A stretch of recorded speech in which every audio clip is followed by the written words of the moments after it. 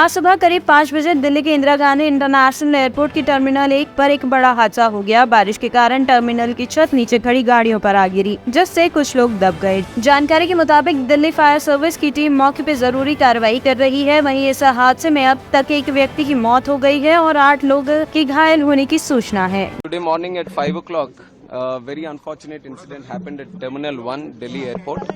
And like you already know, a section of the canopy, which is outside of the airport, extension of the airport building, has collapsed due to heavy rains that has been happening since the night. And we want to express our condolence to the life that has been lost in this tragic incident also. And along with that, 4 people have also been injured. So we are taking care of them right now. As soon as the incident happened, it has come to our notice and we have reacted immediately. We have immediately sent the emergency response team, the fire safety team, and also the CISF, NDRF teams. Everyone was available at the site and they have done thorough inspection so that no other casualties are there or no other injured are there which are stuck in the collapse. So right now the situation is under control. The whole rest of the terminal building has been closed off and everything is being thoroughly inspected so that any other untoward incident does not happen here.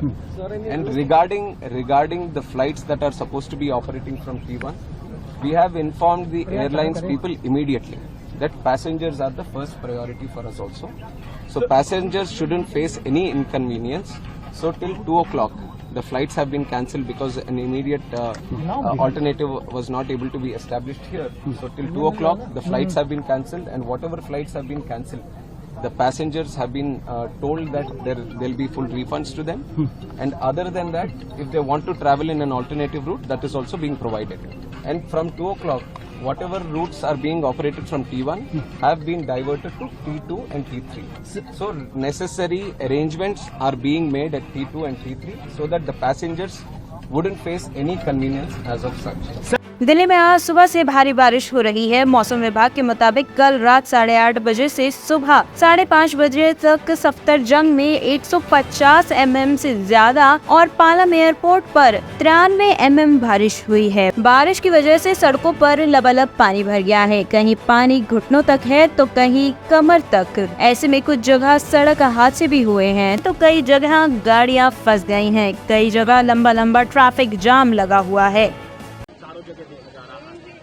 देखिए, पिछली बार से situation काफी far better है और एक तरह से monsoon की पहली बारिश है और अब वो सभी पॉइंट्स आइडेंटिफाई आज हो चुके हैं। तमाम departments, MCD, irrigation flood, PWD, साथ में हमारे दिल्ली जल बोर्ड, तमाम अधिकारी, सभी डिप्टी कमिश्नर्स, ऑफिसर्स अभी ग्राउंड पर काम कर रहे हैं और जहां जहां वाटर लॉगिंग है उन पर काम जारी है और दिल्ली की जनता को आज के बाद ऐसी स्थिति दोबारा नहीं मिलेगी।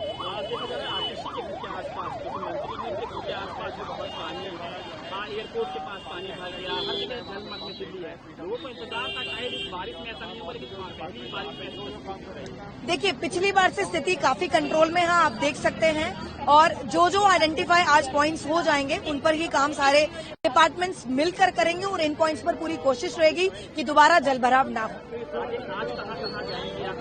देखिए, अभी हम यहाँ पर आईटीपीओ पर खड़े हैं। यहाँ पे थोड़ी सी जो वाटर लॉगिंग की कंप्लेंट आई थी, अभी हो सकता है अभी किशनगंज है, वहाँ पर भी हमारे डिप्टी कमिश्नर खड़े हैं। साउथ में भी हमारे डिप्टी कमिश्नर ऑन ग्राउंड है। बारामूला पे भी हमारे डिप्टी कमिश्नर वहाँ पर खड़ी हैं। तो अभी इन धीरे हम आज दोपहर तक इन पर राउंड करने वाले हैं। दिल्ली के राजौरी गार्डन के बर्गर किंग में हुए शूट आउट के दौरान हुई हत्या के मामले में दिल्ली पुलिस की स्पेशल सेल को बड़ी सफलता मिली है। दिल्ली पुलिस ने एक और आरोपी को गिरफ्तार कर लिया है। विजेंद्र नाम के बदमाश को स्पेशल सेल के जवानों ने गिरफ्तार किया है। दिल्ली पुलिस की स्पेशल सेल के मुताबिक बर्गर किंग हत्याकांड में शामिल विजेंद्र ने ही शूट आउट से पहले दोनों शूटरों को नजदीकी मेट्रो स्टेशन से बिठाया था। Good afternoon friends. Special sale की एक टीम जिसको लीड डीसीपी मनोज जो मेरे राइट साइड पे बैठे हुए कर रहे थे और उनके साथ एसीपी राहुल और इंस्पेक्टर पूरन पंत इस टीम के इम्पोर्टेंट मेंबर्स थे। इन्होंने एक क्रिमिनल को पकड़ा है जिसका नाम विजेंद्र गोली है। विजेंद्र का बैकग्राउंड ये है कि अभी अगर आपने कुछ दिनों पहले एक अनफॉर्चुनेट इंसिडेंट जिसमें एक आदमी की डेथ हो गई थी, अमन छोची, Burger King restaurant Rajouri Garden में, जिसको मार दिया गया था। उस शूटआउट में इस विजेंदर का बड़ा इंपॉर्टेंट रोल था। विजेंदर भी रिटोली गांव का रहने वाला है और उस दिन जब अमन का मर्डर हुआ था तो 2 शूटर्स अंदर आए थे जिन्होंने एक्चुअल फायरिंग की थी और विजेंदर उस दिन बाहर उनको कवर कर रहा था और सर्वेलेंस कर रहा था कि कहीं कोई उनको एक तरह से कवर दे रहा था कि कोई और सिचुएशन अराइज होती है तो उनको अलर्ट कर सके और किसी से अगर वास्ता पड़ता है तो पलट के फायर भी कर सके। ये विजेंदर ही उस दिन उनको मेट्रो से लेके आया था और बाद में शूटआउट के बाद इसने उनको मेट्रो पे छोड़ा था। इसका पुराना क्रिमिनल रिकॉर्ड भी है। इसने पहले हिमांशु भाऊ के साथ मिलके 2018 में एक विटनेस को, जो कि हिमांशु के खिलाफ विटनेस था, उस विटनेस की भी हत्या की थी। उस मर्डर केस में वांटेड थी। और इस साल अप्रैल में स्पेशल सेल की काउंटर इंटेलिजेंस सेल की टीम के जो लड़के थे उन्होंने इस विजेंदर को पकड़ने की कोशिश की थी। ये अपने एक एसोसिएट के साथ फरीदाबाद में पकड़ने की कोशिश की थी। तो इसके एसोसिएट दिनेश को तो पकड़ लिया था काउंटर सीआई सेल की टीम ने, लेकिन विजेंदर ने सीआई सेल के आदमियों के ऊपर गाड़ी चढ़ाकर उनको मारने की कोशिश की थी। बहुत डेस्परेट है ये।